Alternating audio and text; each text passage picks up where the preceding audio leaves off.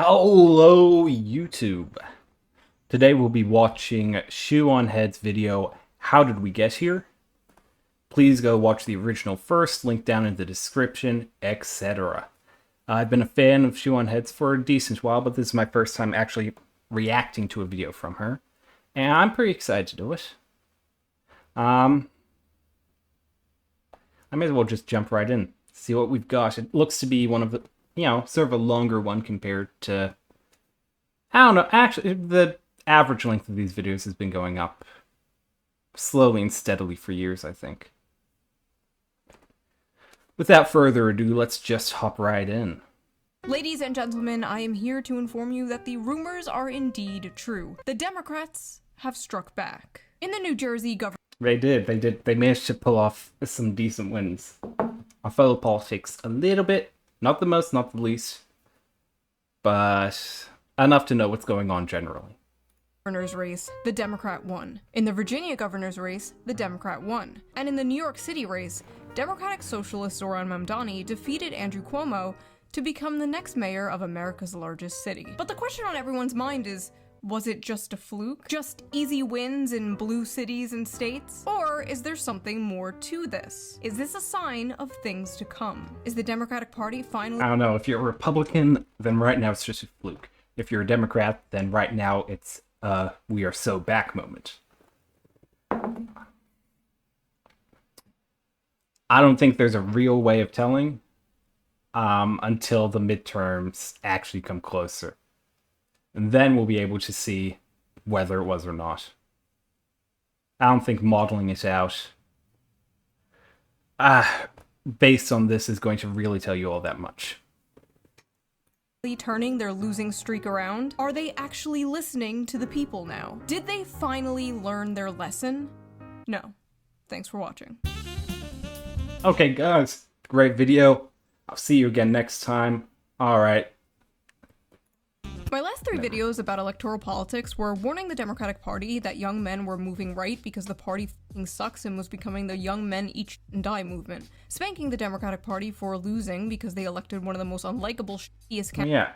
Yeah, it's not that the Democrat Party, like, explicitly does that, it's that it won't.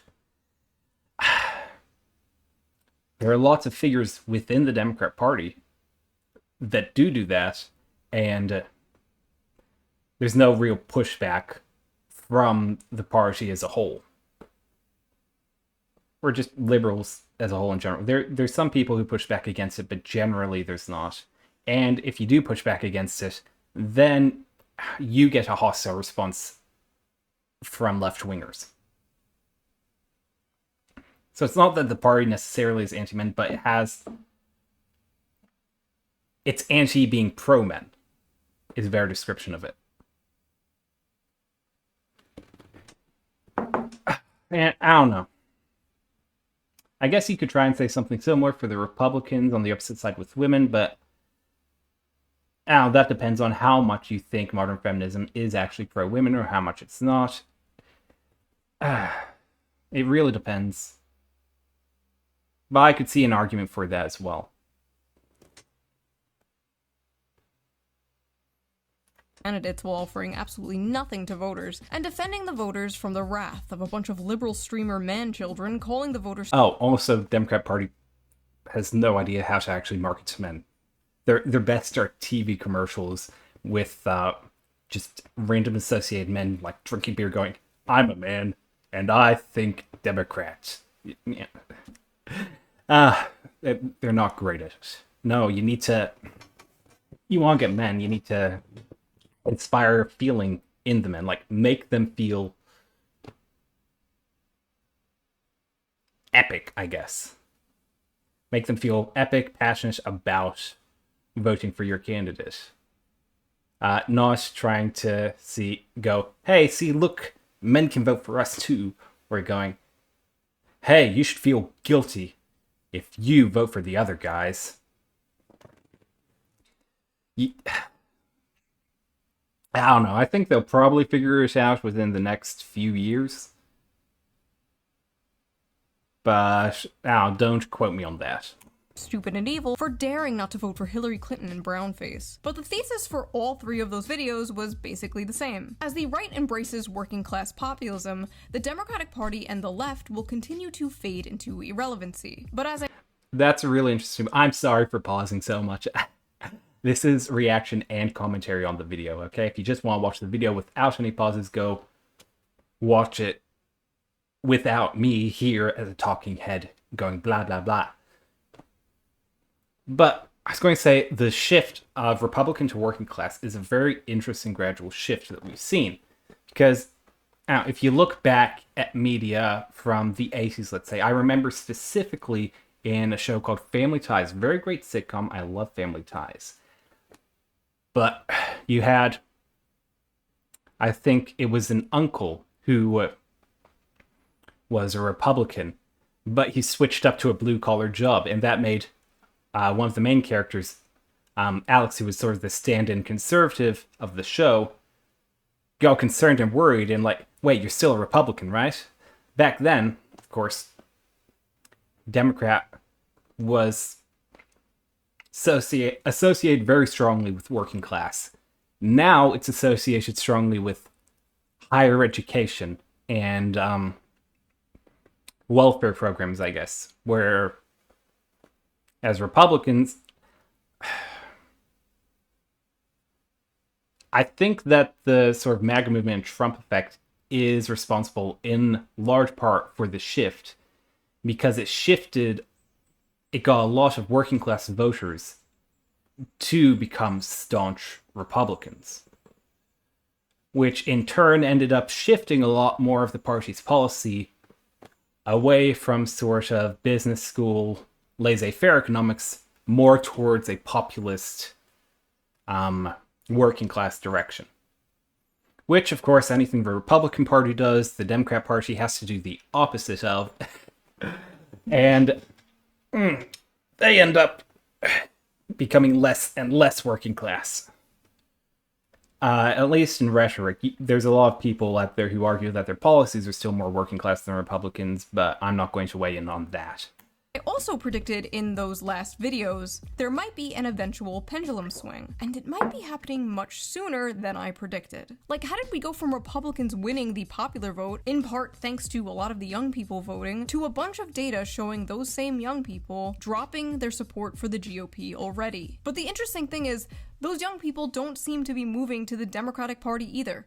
Where are they going? And do the Democrats have a plan to scoop these people up? Yes, they do, and they called it, I'm not kidding, deciding to win. Deciding to win, as if the whole time... Ah, yes, let's just decide to win. Let's just decide. I think the reason a lot of young people are shifting away from politics is because it's so oversaturated. If you have politics in people's face all the time, people get fatigued from it. They're going to become less passionate about it, especially young people. Okay, I see the trend of young people become less political is going to increase so long as politics keeps being front and face in social media and a lot of stuff. Sure, it manages to shift young people more into your camp instead of somewhere in the middle or having a more mixed views. But it also alienates a larger portion of the voters as well. So you're getting more people hard in your camp, but you're getting less voters overall, I think. I don't know if that's backed up by actual polls or studies, but that's sort of my idea of why young people aren't engaging as much with it anymore. At least Gen Z, as compared to when millennials were the young people, they were very sort of engaged, and they were one of the biggest contributing factors to Democratic dominance during that age. They have just been simply deciding to lose. It was a choice, guys. They changed their mind and they want to win now. In this video, I will talk about why I think Zohran Mamdani won. We will go through the Democrat Party's plan to decide to win. We will briefly talk about the rise of the political commentator Nick Fuentes, the MAGA Civil War, and what I like to call the inevitable rise of shoe-cialism. If that sounds interesting, stick around. If it doesn't, you can leave. It's not like I'll miss you or anything.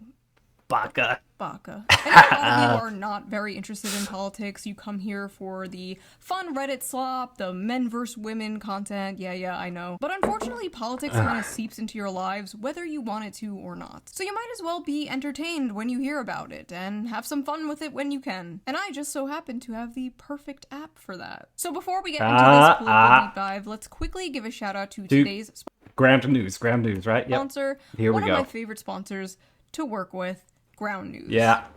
Ground News is a website and an app that gives readers a transparent and easy way to read news from all across the political spectrum. Let's sit back. Let's watch left, the ad, right, you know. and She center. puts work into these. Every story See, comes she with a changed quick visual costume, breakdown of political bias that helps you understand the full story and makes sure you're getting both sides. One of my favorite features on Ground News is the blind spot feature, which shows you news stories that have been covered by one side of the spectrum and ignored by the other. For example, here is a story about how the White House apparently intervened in an Andrew Tate federal probe. 29 news sources covered this. 86% of them were left-wing.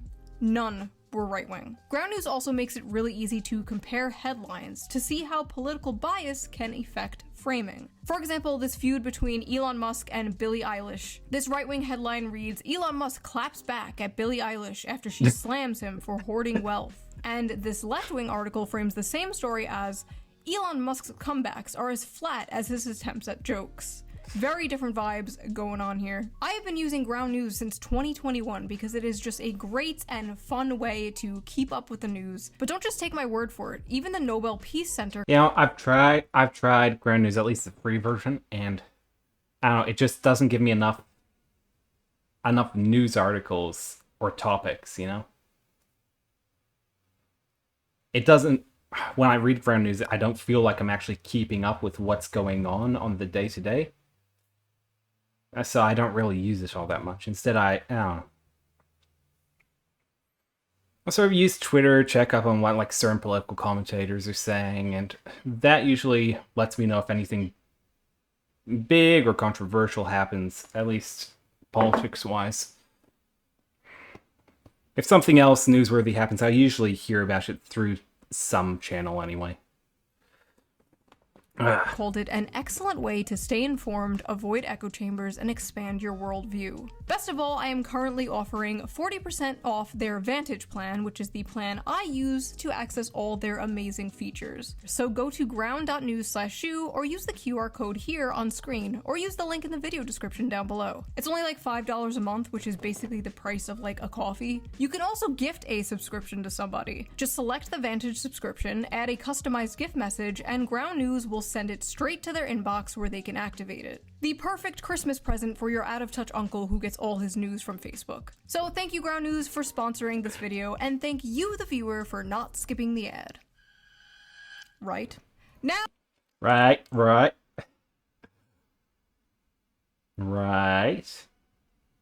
That's right, the longest portion of this video, uninterrupted, is going to be her ad segment. That's right. We're just going to blankly stare at the screen while it happens, because we watch people's ad segments when we make reactions, okay? Especially if the videos are relatively fresh. Now, let's get back to the video.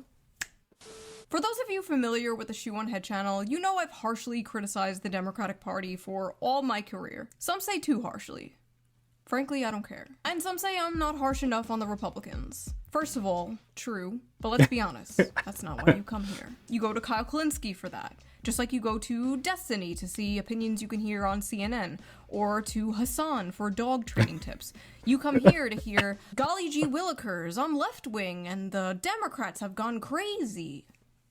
That's the shit you're here for. But are the Democrats actually getting their shit together? Or did they simply get lucky in a few blue areas? One of those blue areas being my city, New York, where Democratic Socialist candidate Zohran Mamdani won the election and will become the new mayor. And a lot of people are like really confused about how this happened. And if you're one of those people, you really need to... I think he probably won because he's, good looking, stylish, and just social media savvy,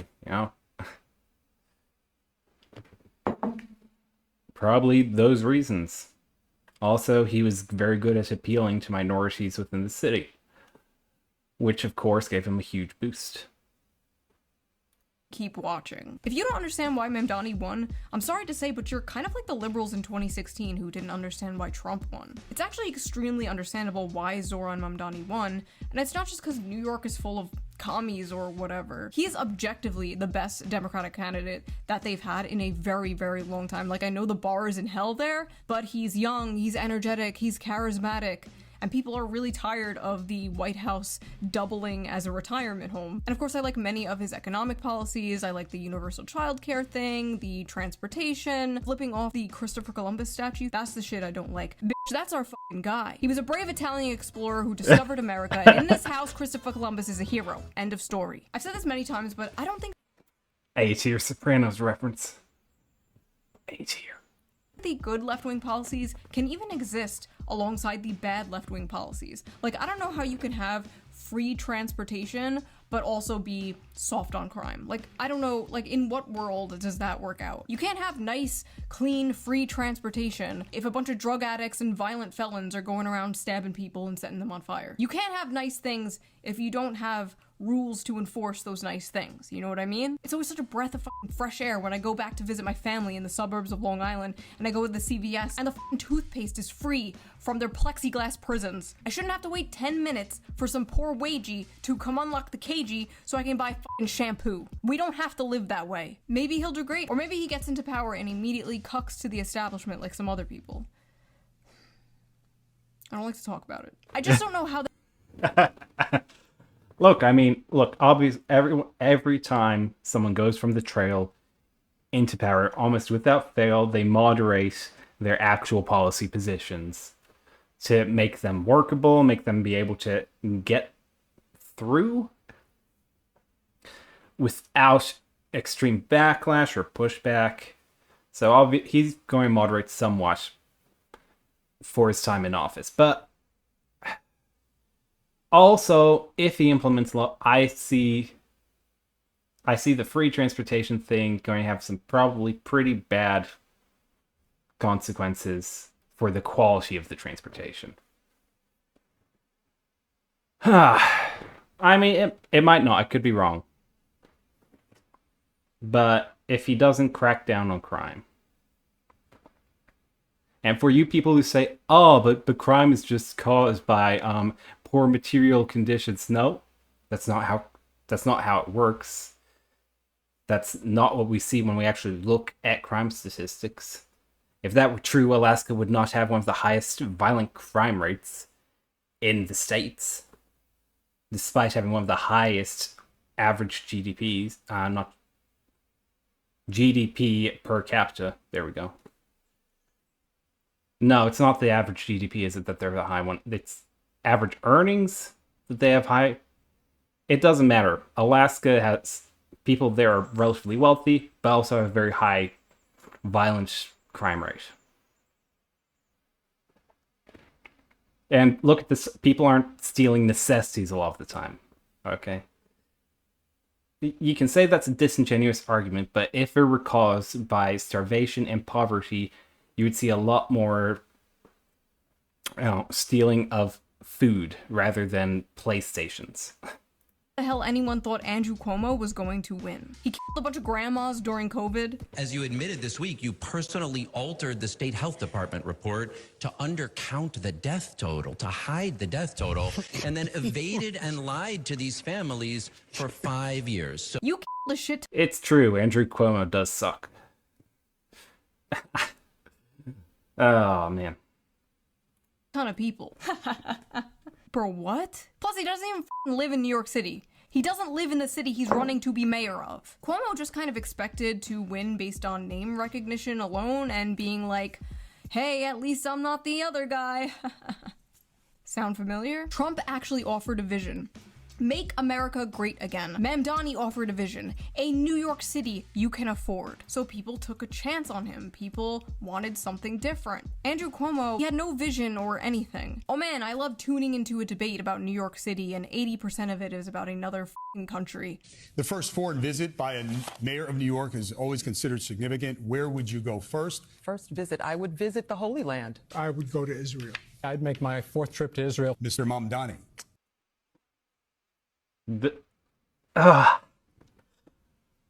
Okay, why is this a question for mayoral candidates? I mean, I guess there's a sort of precedent and tradition set up of New York mayors doing, going out to other places, but this isn't important to the voters.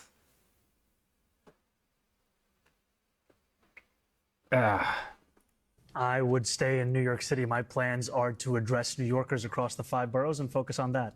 Mr. Mamdani, can I just jump in? Would you visit Israel? That was the exact moment I knew Zoran was going to win. Bro was just surrounded by NPCs. He gave the only common sense answer there to get people to actually like you. Yes. Where would you visit? Yes, Israel. I'd visit Israel. Okay. I don't even have any... I'm not even like an anti-Israel guy, but I know that that's a tone-deaf answer. Don't say, oh, I'd visit... Say, oh, I'm not going to focus on that. I'm going to focus on the sea. Like Zoran and Dominic. Okay, yeah, I see why he won. I love how they're like, where would you go? And Zoran was like, I'm gonna stay here. And instead of being like, no, Zoran, the question was, where would you go? They're like, why wouldn't you go to Israel? Like, that's the answer to the question. Like, that's just the default answer to that question. His win was very much in part a direct response to the affordability crisis that many Americans are facing. So what is the GOP's answer to the affordability crisis? Oh, great news, guys. There is no affordability crisis. It doesn't exist. It's all in your head, silly. Need to save money? Simply don't buy your grandmother a Christmas present this year. Budget. You need a plan. Also remember, adults don't need gifts, okay? Focus on the people in your life who are age 3 to 18. Grandma doesn't need slippers. If they don't live by you, don't get them a gift. Now's not the time to spend and break the banks. Zoran's win was also... Terrible advice. I'm still waiting to see how the tariff stuff plays out long term.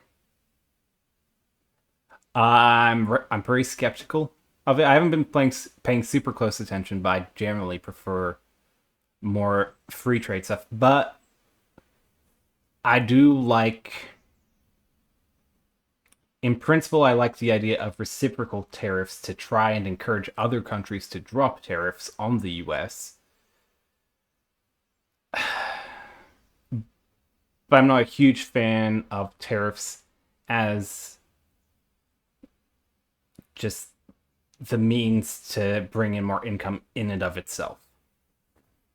I think they're a much better negotiating tool. But I don't know, maybe they'll bring in a massive amount of revenue, enough to offset the cost of the tariffs. It could be the case. I'm not an economist. Basically a direct response to the housing crisis in America. So what is the GOP's response to the pie-in-the-sky, commie gobbledygook that Zoran Mamdani is saying? Surely they have a better solution. Here we go. The White House is floating this idea. Bill Pulte is saying, thanks to President Trump, we can indeed work on the 50-year mortgage, a complete game. Terrible idea. Absolutely terrible. No, people hear 50-year mortgage and they want to die, okay? No. Look, I'm not for a bunch of federal regulation on everything, but I would be open to an idea of pushing restrictions on secondary properties as investments. I think really, when you're buying a house, you should be buying a home and not an investment. And I get, for a long time, it was one of the major ways people were able to sort of scale up by buying a house, waiting for the equity to go up, and then selling it, and that was a solid way for people to build wealth for a long time. But equity can't keep rising forever and have people still able to build houses and afford houses. You need...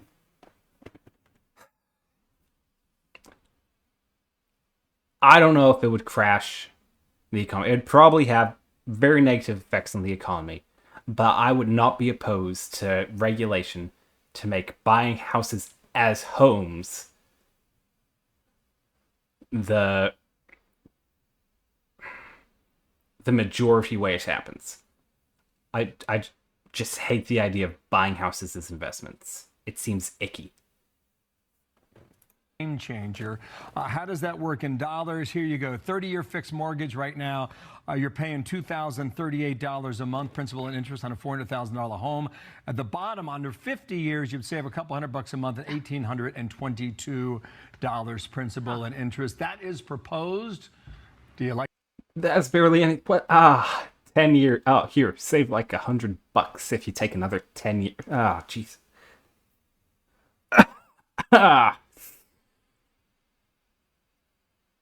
My gosh, how about we get states with high regulation on building houses to lower their regulations on building houses?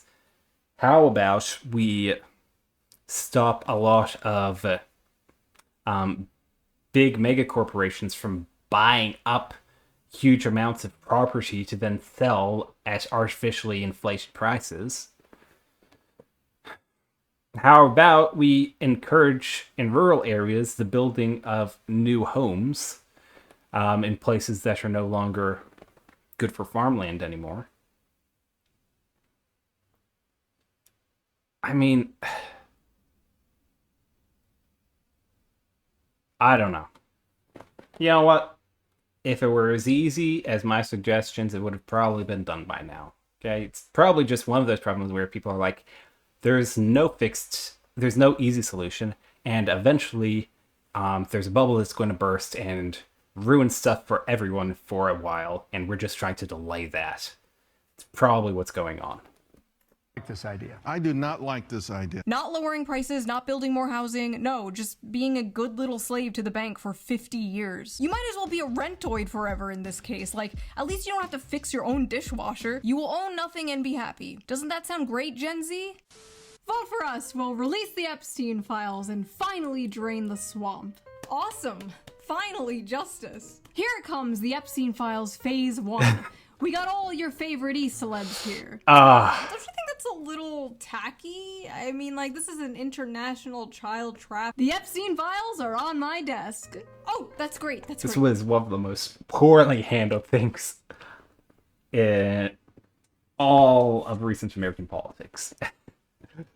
I mean, really, I'm still waiting on the Epstein file. I mean, I think there was a bill that recently passed to, release a bunch of Epstein file stuff, but it'll probably happen with half of it as just black bars. If it does happen at all. That's what we've been waiting for. Well? Oh, they don't exist. Wait, what? Yeah, the Epstein files don't exist. They're a Democrat hoax. But you just said, hey, what the fuck? That's my wallet. Sorry, Israel needs new weapons. Bye. Psst. What do you want, Democrat? Vote for us. Why? What do you have to offer? Hey, that's my wallet again. What are you people doing? Sorry. Israel needs new weapons. Bye. The Epstein file. Very anti-Israel skit, but very, very funny skit. Look, I don't care if you're pro-Israel, anti-Israel, whatever. That's an amazing American politics skit. That's funny. Files are a really big deal. This is not a partisan issue. You should absolutely care about an international child trafficking blackmail operation consisting of the most powerful people in the world. And anyone telling you to move on is coping, gaslighting, or in on it. If whatever is in there is so damning that it is a national security risk, the people deserve to know. Like, I don't know about you, but if we are paying taxes to a bunch of satanic pedophiles, I would like to know that. Look, I mean, I think 95% of the entire population is for more transparency in government. Okay, that's a winning issue every time. More transparency. But 95% of DC is against that, so good luck, right? That is information I would like to know. Like, I already know we're doing that, but I would like some confirmation. Okay, so literally as I am filming this, Trump is saying he is releasing the Epstein files, so I guess they weren't a hoax. I'm gonna be so honest, I have no idea what the f is going on, you guys. I'm sure when this video gets posted, there's already going to be more things that have happened. Also, Mike Johnson apparently said they need to make changes to the files to make sure we, quote, don't do permanent damage to the political system. If releasing the Epstein files... God, if it does permanent political damage to the... If it does political damage to this political... Permanent damage to the political system, that makes me feel like it should be released more, like, oh, this is stuff we should really know about. This isn't just celebrities. This is, oh, this would affect how we vote. Who we're voting for. Come on.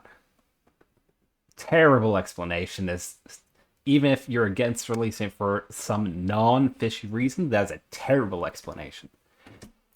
Would do damage to the political system, then so be it. Then it deserves to be damaged. It deserves to be destroyed. Just release the files.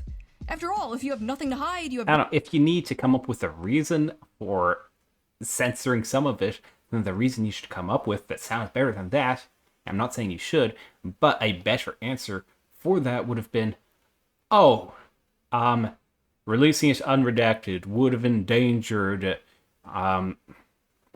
informants who helped us come to blah, blah, blah, blah, blah, okay? Don't say it would endanger the politicians that no one likes. That's basically what he said. Or that people do like.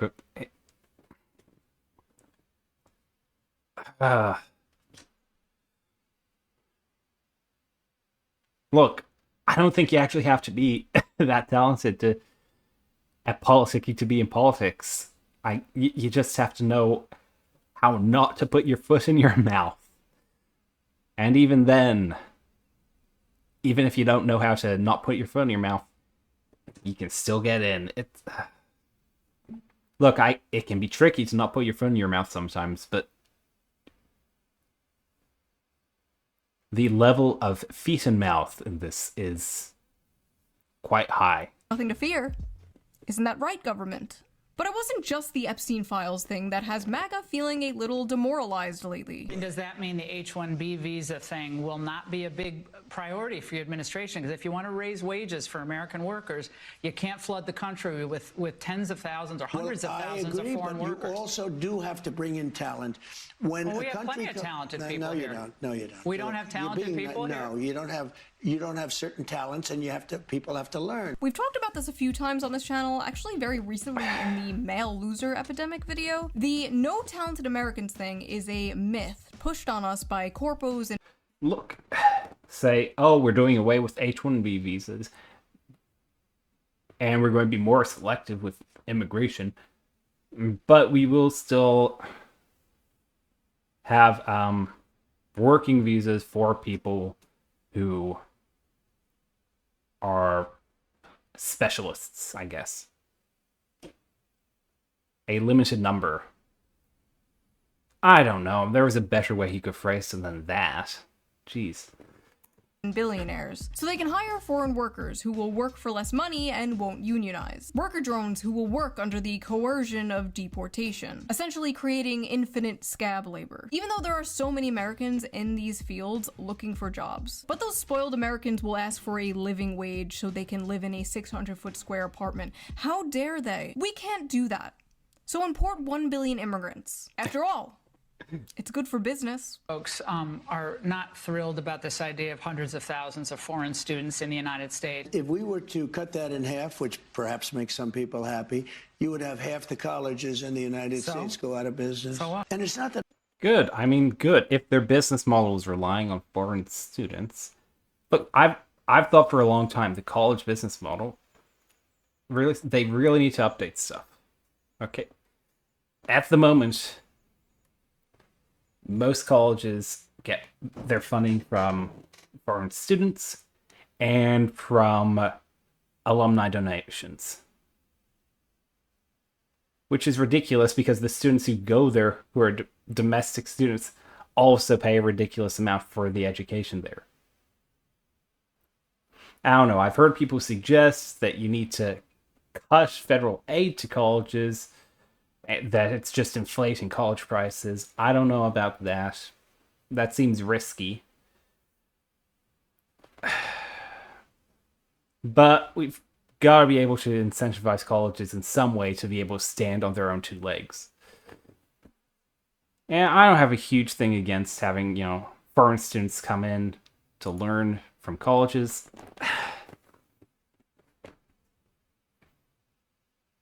But they shouldn't be getting preference over American students in a lot of cases just because they bring in more money. And I don't know, that's not happening everywhere, but I think it does happen in some cases, especially with some colleges. Now let's continue. I want them, but I view it as a business. Unfortunately, America does feel like nothing but three corporations in a trench coat. But America is not a business. America is not a corporation. It is a nation. The contrast of what Trump is saying here compared to how he used to talk is staggering. Republicans embracing populism, at least rhetorically, is what gave rise to Donald Trump and fundamentally changed the way Republicans do politics in America. If you go back and watch the debates of Donald Trump in 2016, it's crazy. We should have never been in Iraq. We have destabilized the Middle East. They lied. They said there were weapons of mass destruction. There were none, and they knew there were none.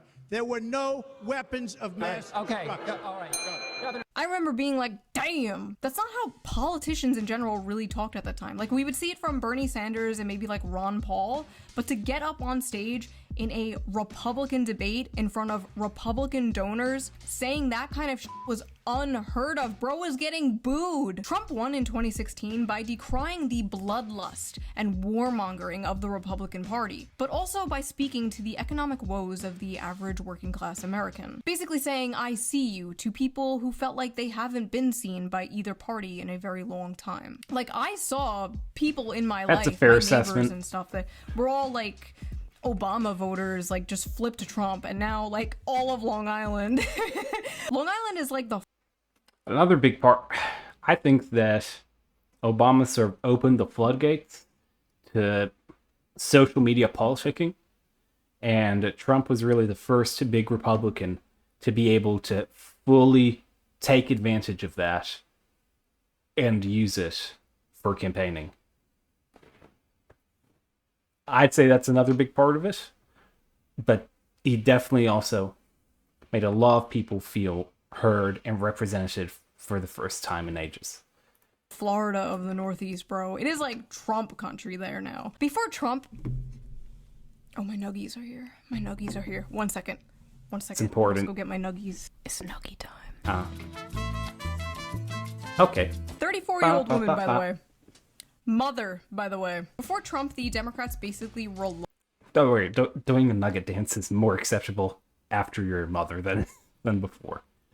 You get to like up to mid-20s doing like a little cute food dance. Oh, that's acceptable. Falls off after that. But then once you become a mother, get doing quirky things like that becomes more normal again.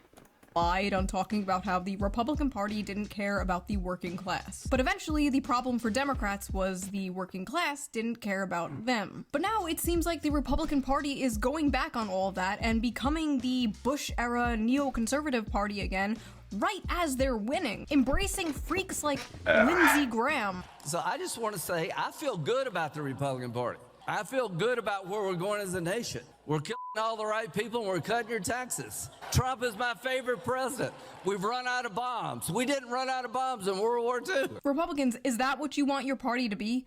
lowering taxes and killing people. We tried that already. To many Republicans, the solution to the affordability crisis wreaking havoc on Americans is simply trusting the free market, working hard, and if that doesn't work, they bust out all reliable. If you're a young person and you can't afford to live here, then maybe you should not live here.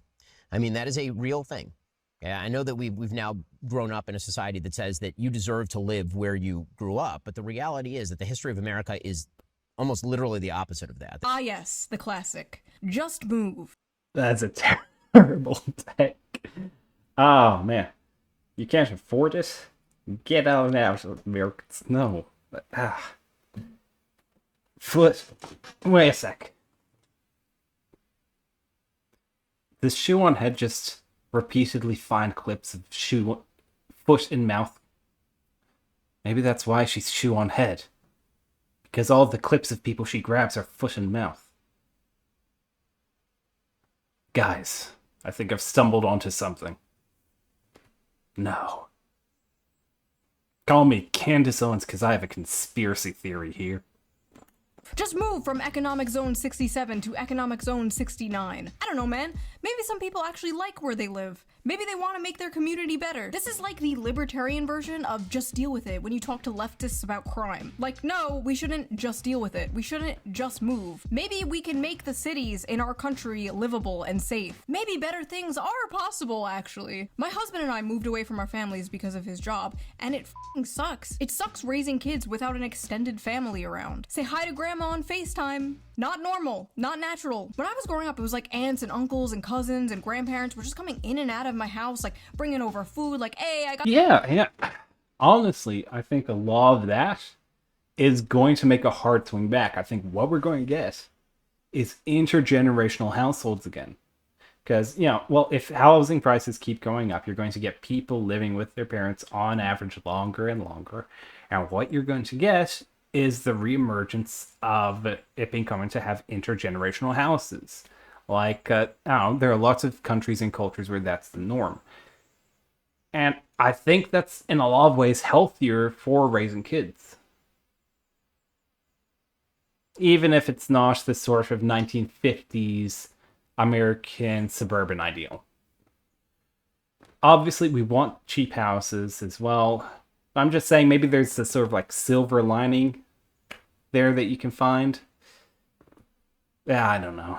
I would be babysat by my cousins and my aunts. And because we moved away, my kid won't have that. And I wouldn't be surprised if that's one reason many young people are putting off having children. The complete lack of community, the lack of a village. If you can't afford to live where your family lives, just move to fucking Gary, Indiana, where there's nobody around and no jobs and no family and no friends, but hey, at least you can afford a house there. That's not how life should work, Ben. Maybe take a step back and try to understand. Am I doing bird hands too much? You guys have made me so insecure about the fucking bird hands thing ever since this meme.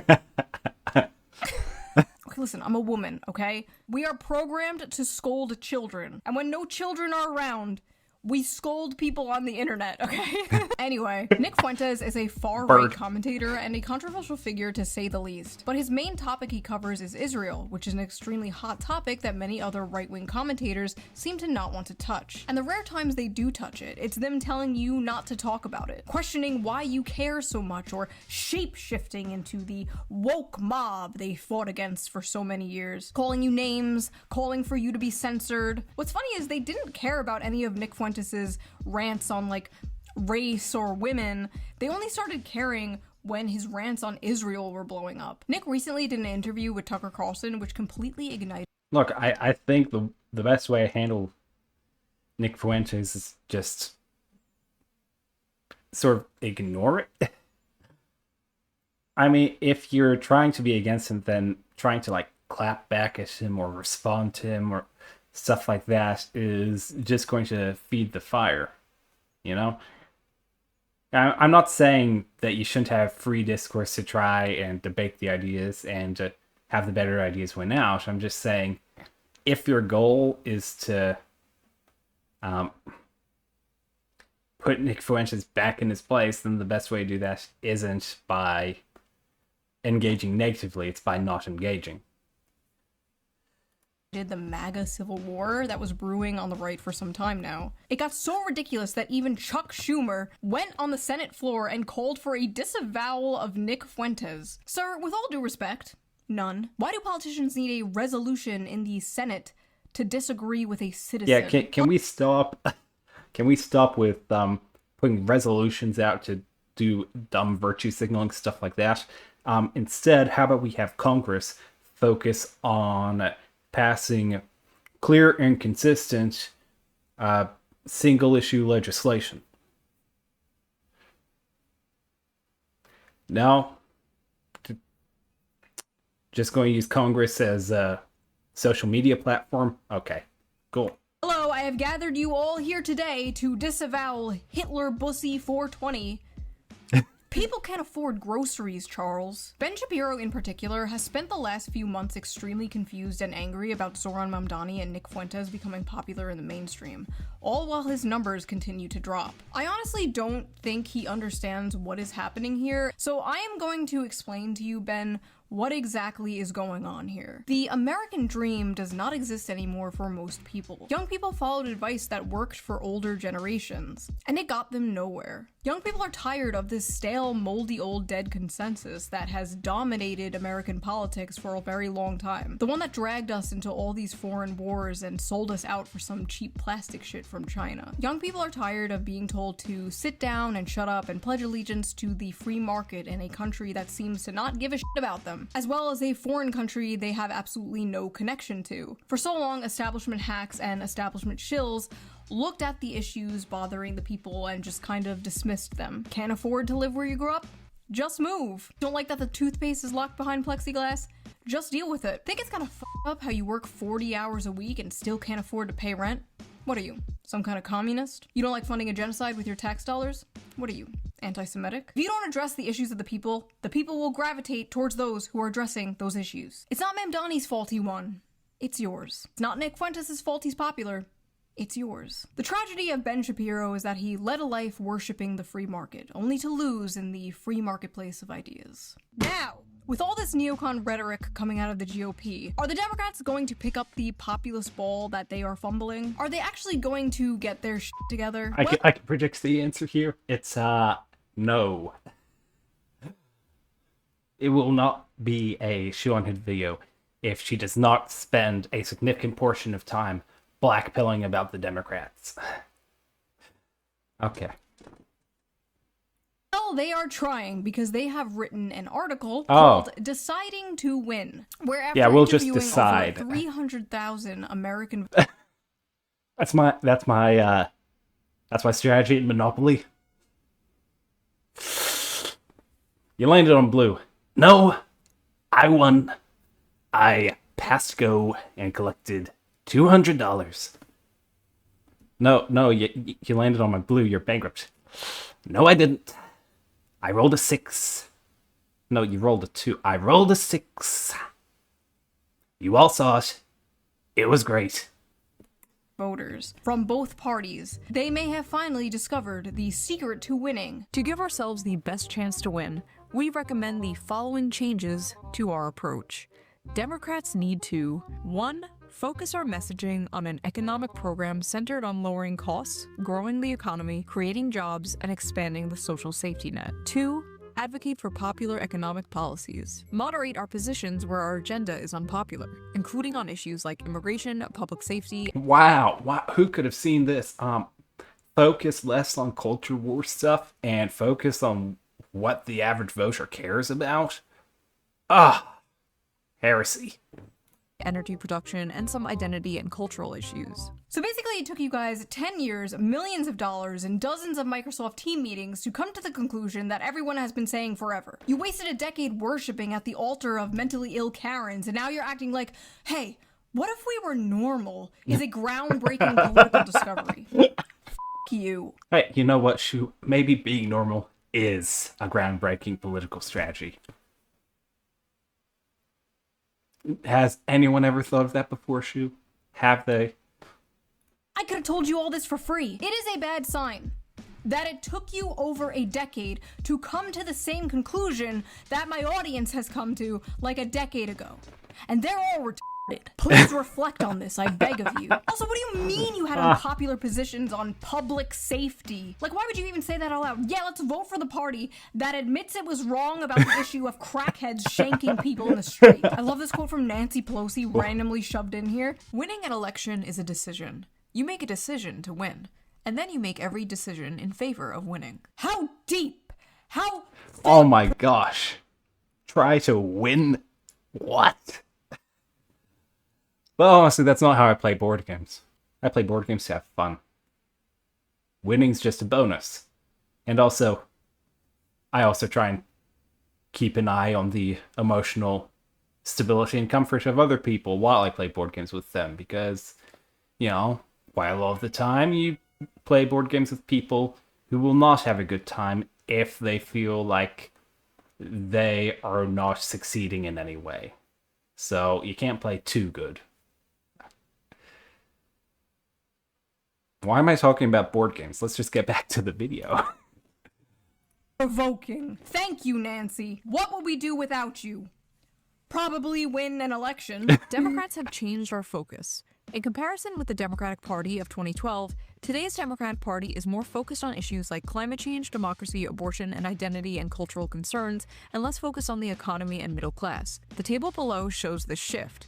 Through an analysis of the prevalence of selected words in the 2024 Democratic Party platform, in comparison with the 2012 Democratic Party platform. Guys, you didn't need you didn't need a study to show this. You could have just told each other this. My guess, no one would have believed each other without the study to back it up. That's right, I can't believe anything you say unless you have a study showing it, even if it's obviously true. This whole study is really interesting, but I need you guys to see this chart because when I first saw this, the scream I screamed. So Democrats since 2012 have increased their rhetoric on race by, sit down, 1,137%. On the gays, 1,044%. Their rhetoric on men has decreased by 51%. It is now negative 51%. On fathers, negative 100%. They just stop talking about that shit. Veteran. Oh, yeah, you know, the word father, not even mentioned. Well, yeah, because they also made the shift towards gender-neutral language, such as parent, as well. So that's probably a contributing factor in that. At negative 31. The economy, negative 51, because nobody cares about that, right? The middle class, 79%, but I guess you can't really talk about something that is disappearing.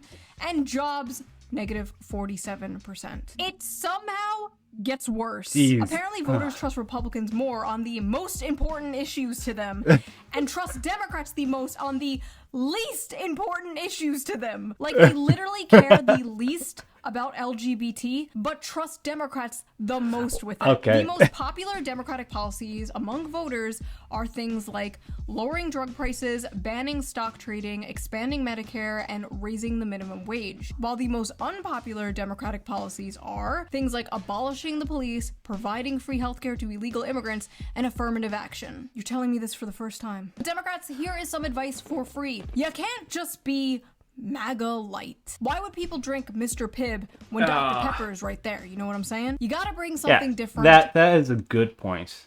Sure, you can shift towards the stuff people care about. But you have to have successes on the books to grow trust in the party. I think a large shift has been caused by the California effect. California is almost entirely run by Democrats, except like up north and east. But like 90% of the population of California is under Democrat governorship at all levels. And people don't like the direction California is going. They say, why should we trust Democrats? Look at California. And that's a persuasive argument to a lot of people. They're like, yeah, hold on. We've tried this stuff that you're proposing in California, and it's not doing great on these things we care about. Whereas they go, hey, look down at Florida. Florida was kind of terrible for a while now, but you know, it's becoming a more sought after place to live. I don't know, people sort of like Florida now, at least on the East Coast, I think. And you have states like Texas, Tennessee, growing. If Democrats want to win, they need to start at the more local levels and build up a good resume for the voters.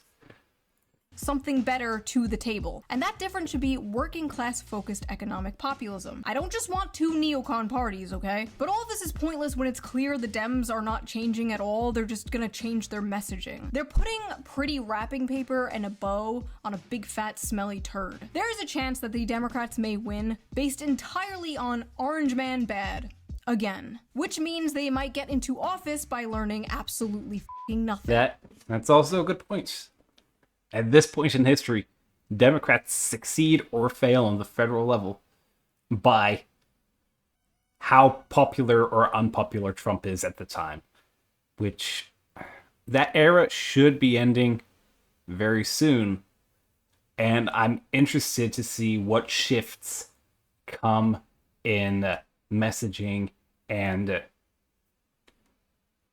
trying to get elected after Trump finishes his second term. It'll be interesting. Again. Then the voters will go, oh my god, nothing has changed, and then they'll vote for a Republican. American politics is just a revolving door of villains, isn't it? Rest assured, whoever wins, we lose. If you're actually gonna do this shit, if you're actually gonna do what you're saying in this little article, you better be going whole hog, not just a tip. I'm talking embracing shoe-cialism. For many years, I have been smeared as many things.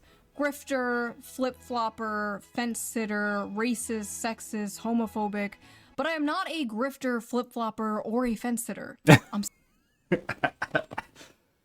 I'm simply living in 2055. You see, America has been a hyper-capitalist, economically center-right, socially center-left country since about the mid-century. And I know libertarians in my audience are gonna be like, it's not capitalism, it's cronyism. Okay, whatever the f you want to call it, it sucks, okay? So what if instead, and hear me out, what if instead we were a more people-focused, community-focused, working-class-focused, economically left, socially right country? All the data shows more people fall. Okay, what you're going to need to do, though, is show me the receipts for countries where that works. You can't show me countries like Norway, where they have a huge spike in standard of living and then adopt social policies and become more socialist-y. Okay? They had a giant economic boom before they did that.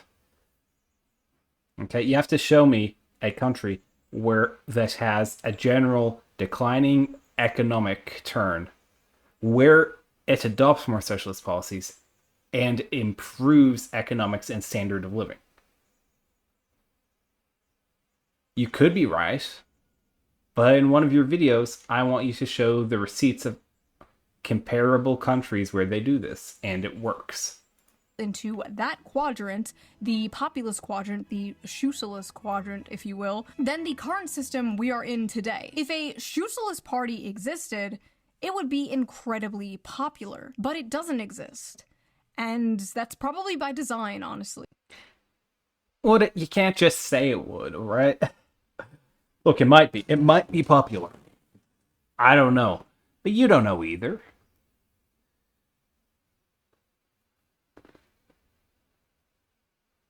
Of course you think it would be popular. It's shoe-cialism. Shoe-cialism. Whatever. It's named after you, and it's based on what you think is common sense. I would be interested to see, if she ran a poll, how popular her platform would be. But she'd be polling her audience, so it'd be I don't know. Her audience is pretty politically diverse, so I don't know. The Social Democrat Party of Denmark has passed many progressive policies that liberals in America would only dream of. Protection from rent hikes, free college and healthcare, carbon taxes, and a very strong welfare system. But the Social Democrat Party also believes in a strict immigration policy. They believe that if immigration is too fast or chaotic, it puts pressure on working class communities, weakens social unity, and— All right. You're showing me your work here. But what was their economic trend before and after adopting these policies? What was their standard of living?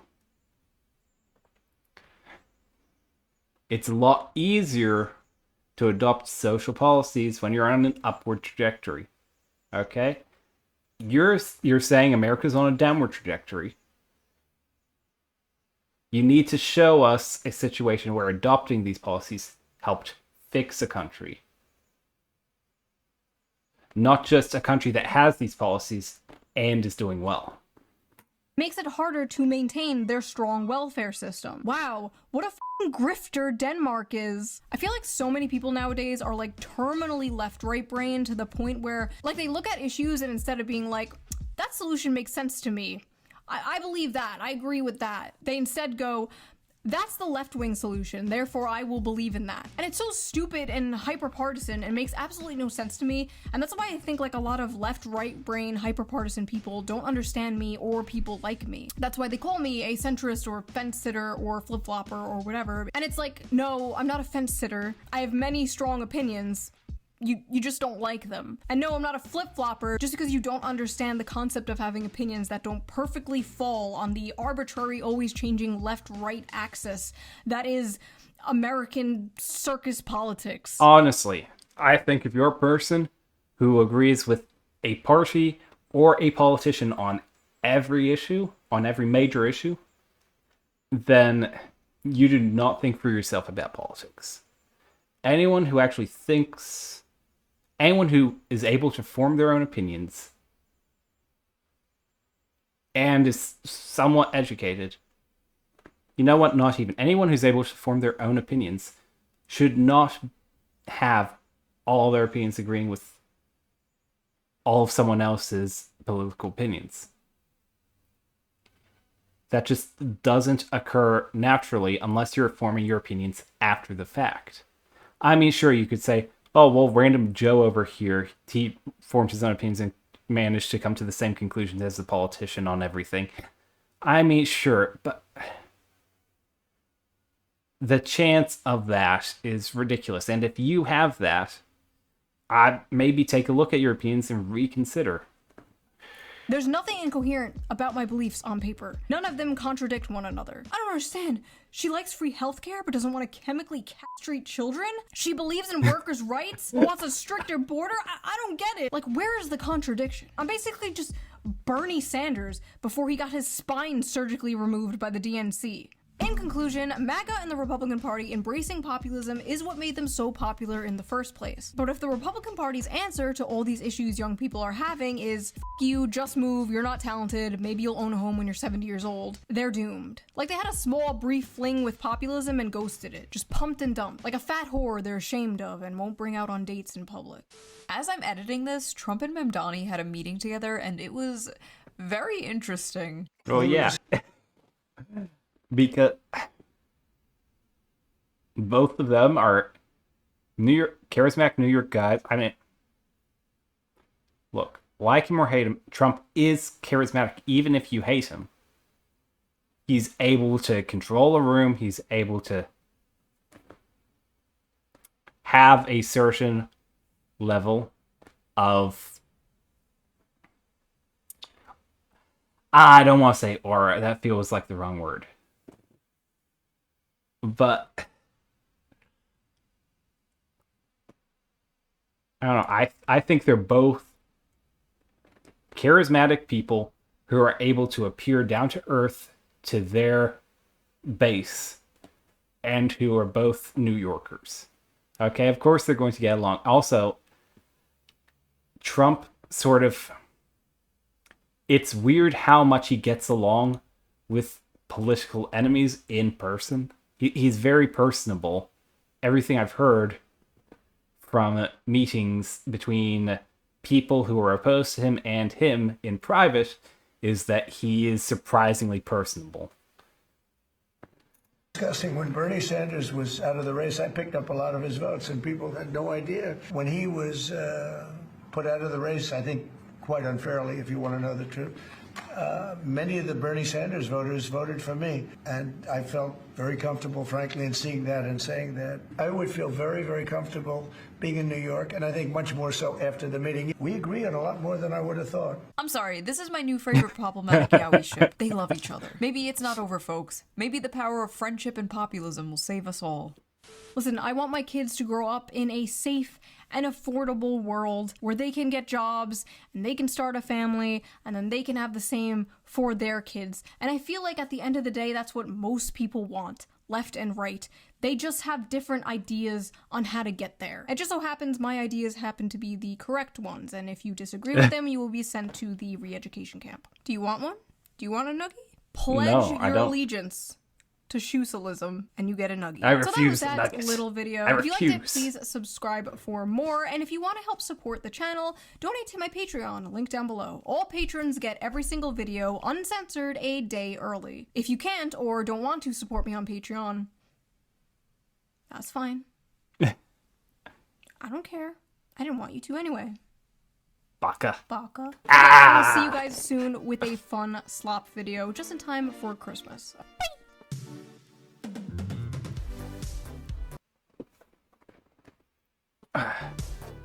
Alan, that was really fun.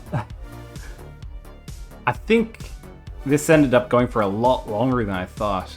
I doubled the run time. I doubled it. Ah, man. That was a fun video. I think I agreed with a lot of the broad strokes of what she said. I mean, I don't know. We're going to have to see how New York turns out. Is it going to be good? Is it going to not? I don't know. I'll reiterate. Watch the original video. Links down below.